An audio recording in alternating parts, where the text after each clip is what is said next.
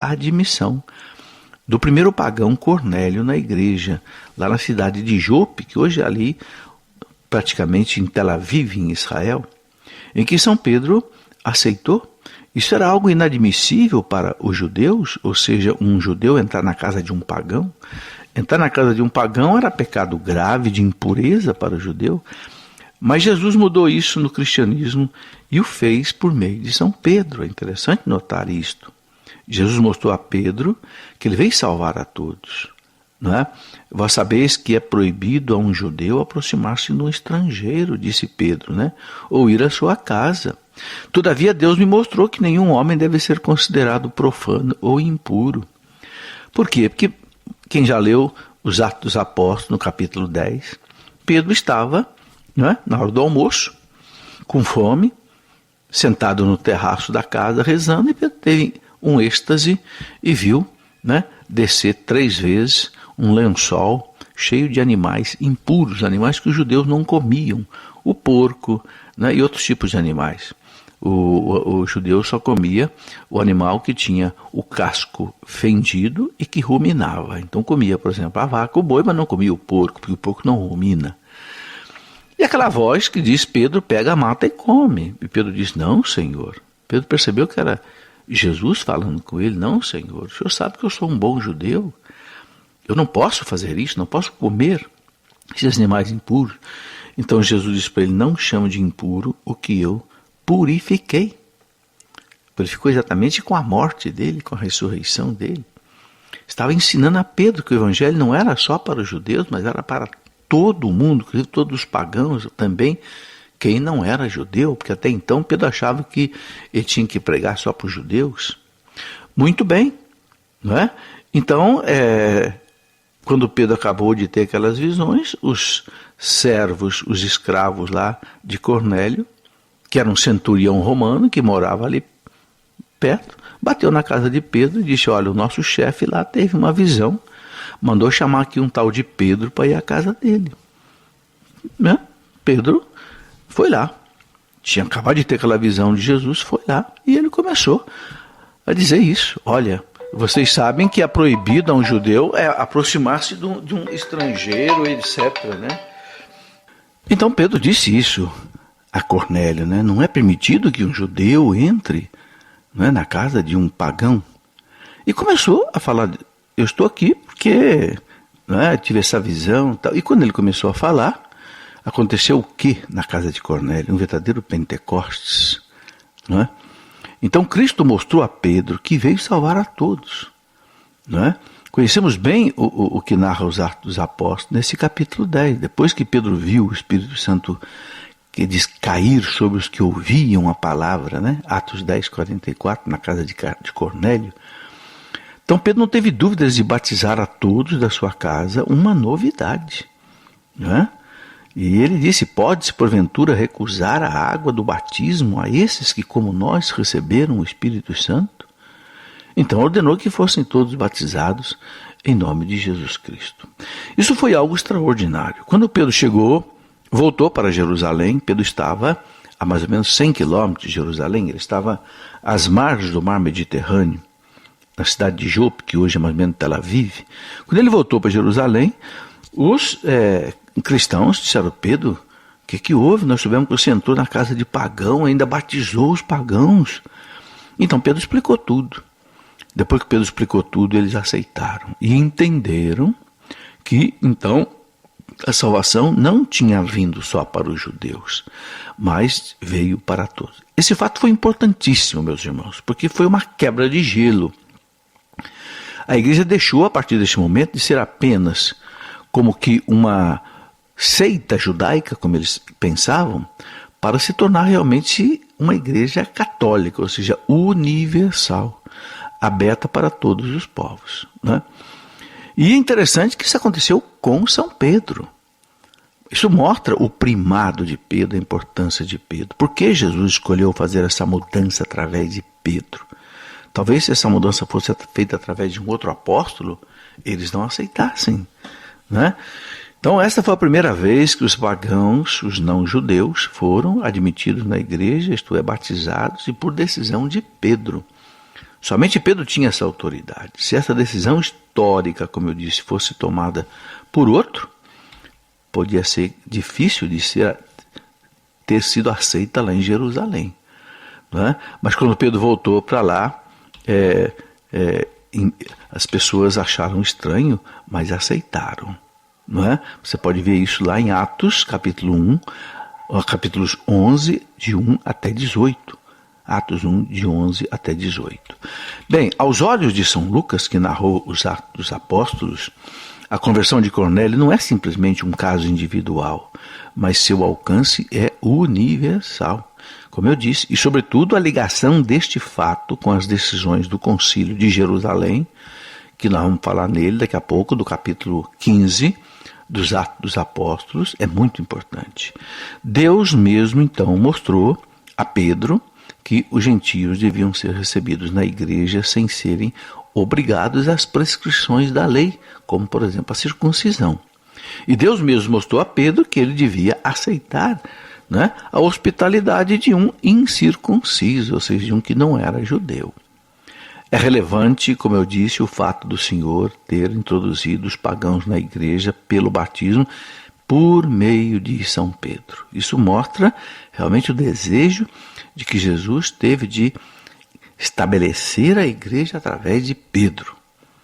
Por isso que nós temos o Papa até hoje. Mais uma vez, Pedro, né? Parece um fato isolado, mas não. Estava tomada a opção decisiva de levar o evangelho aos pagãos e que mais tarde São Paulo vai confirmar. No ano 49, meus irmãos, houve um outro fato extraordinário, chamado Concílio de Jerusalém, que Lucas narra nos Atos dos Apóstolos, capítulo 15. Não é? Esse fato é muito interessante. Sabemos que Pedro tinha criado a comunidade lá de Antioquia. E o que aconteceu? Aconteceu que alguns cristãos vindo de Jerusalém a Antioquia começaram a ensinar que deviam, antes de batizar os pagãos convertidos, os que não eram judeus, deviam primeiro fazer a circuncisão. Bem, Paulo e Barnabé, que estavam ali na igreja de Antioquia, não concordaram de jeito nenhum. Então, eles foram para Jerusalém, com São Pedro, com os apóstolos, decidir a questão. E decidiram, naquilo que ficou sendo conhecido como o primeiro concílio da igreja, um concílio assim especial, não é? Está narrado nos Atos dos Apóstolos, capítulo 15, e decidiram o quê? Não é preciso mais circuncisar os pagãos, basta o batismo. Esse fato foi importantíssimo, meus irmãos, e foi Pedro quem tomou a palavra e decidiu essa questão no concílio de Jerusalém. Depois que todos falaram, Pedro decidiu, não é mais importante. A igreja então deixou de ser, como eu disse, como alguns pensavam, uma seita judaica, um segmento apenas do judaísmo, como tinha lá os fariseus, os saduceus, os zelotas, os sicários, né? Os cristãos pareciam que era mais um segmento, mas não. Eles ultrapassaram as fronteiras do judaísmo e atingiram todos os povos. Né? Isso aconteceu por esses dois fatos importantíssimos. O batismo na casa de Cornélio e depois o primeiro concílio de Jerusalém, que aconteceu aí por volta do ano de 49. Muito bem, depois nós temos a vida de Pedro em Roma. Outro momento muito importante, né, da igreja foi Pedro em Roma. Não há dúvida que São Pedro e São Paulo viveram e morreram em Roma. Há muitos documentos históricos que provam isso. Não é? Em 1 Pedro 5,13, na primeira carta de São Pedro, capítulo 5, versículo 13, São Pedro fala em nome dos cristãos da Babilônia, onde reside. Ora, a Babilônia era considerada a Roma pagã do século I. Aqui está em Babilônia, eleita como vós de São Pedro, vos saúda, como também Marcos, o meu filho. Está lá na carta de São Pedro, 1 Pedro 5,13. E Eusébio de Cesareia, aquele escritor que eu disse que escreveu a história eclesiástica, a primeira história da igreja, ele deixa esse testemunho. Eusébio, lá por volta do ano 300 e talvez 350, Eusébio diz assim, foi também ele, o imperador Nero, o primeiro de todos os figadais inimigos de Deus, que teve a presunção de matar os apóstolos. Com efeito, conta-se que sob seu reinado, Paulo foi decapitado em Roma e, igualmente, ali Pedro foi crucificado. Confirmam tal asserção os nomes de Pedro e de Paulo, até hoje atribuídos aos cemitérios da cidade. Está lá no livro 2, né, do Eusébio de Cesareia. Então, um testemunho lá por volta do ano 350. Clemente de Roma, o grande e importante padre da igreja Clemente de Roma, por volta do ano 96, que foi Papa, São Clemente de Roma, né? Ele coloca uma coisa muito importante, né? Ele fala exatamente que a igreja sobreviveu a tudo isso e dá o testemunho, né, de Pedro em Roma, assim como outros dão também esse mesmo testemunho. Por isso a igreja não tem dúvida que São Pedro realmente viveu em Roma, né, morreu em Roma. E esse Papa da igreja do ano de 96, São Clemente de Roma, que foi o quarto Papa, na sua carta aos Coríntios, não é uma carta que está na Bíblia, ok? É uma carta que ele escreveu aos Coríntios. Ele se refere a Pedro e Paulo, que lutaram até a morte e deram testemunho diante dos poderosos. Supõe que ambos tenham morrido em Roma. Então o documento, veja, do ano 96. Depois um outro Clemente de Alexandria, no norte do Egito, que morreu em 215, num dos seus livros, ele narra que São Marcos, intérprete de São Pedro, redigiu por escrito a pregação de São Pedro a pedido dos seus ouvintes romanos. Aí, né, está também no livro de Eusébio, que Marcos escreveu o Evangelho de Pedro a pedido dos seus ouvintes romanos. Né? Santo Irineu de Leão, que morreu por volta de 200, né? Lá por volta do ano 180, ele atribui a fundação da comunidade de Roma aos apóstolos Pedro e Paulo e apresenta um catálogo dos bispos de Roma desde Pedro até a sua época.